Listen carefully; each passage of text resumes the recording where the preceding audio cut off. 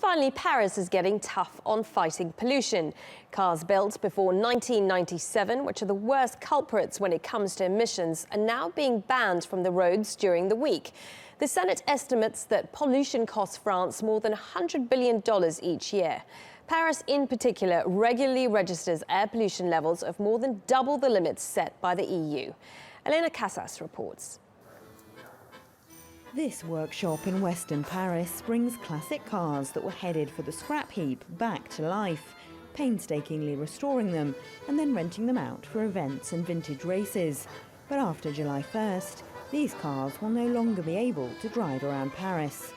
Cars built before 1997 are being banned from the city on weekdays. Anyone breaking the new rules could face a fine ranging from 35 to 450 euros. And the rules are set to get even stricter. In 4 years' time, they will also apply to cars made before 2010.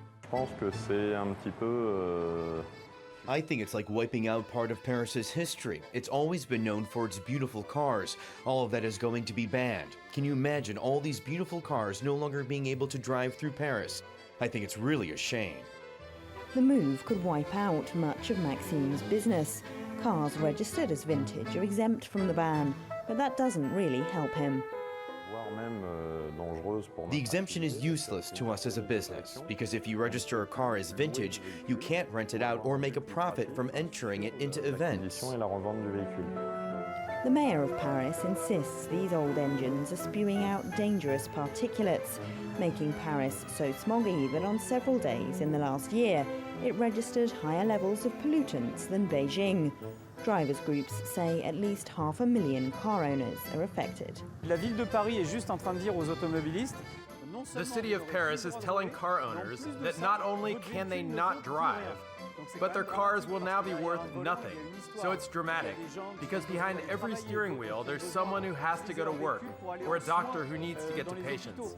People need their cars, and the city of Paris cannot introduce such antisocial measures. C'est dramatique. Classic car owners say they're not ready to drive off into the sunset just yet. They're suing the city of Paris for compensation over the lost resale value of cars that will now have to be taken off the road. Elena Casas, TRT World, Paris. And that's it from us for now. Stay with TRT World. We'll have all the news after this short break. Thanks for watching Money Talks.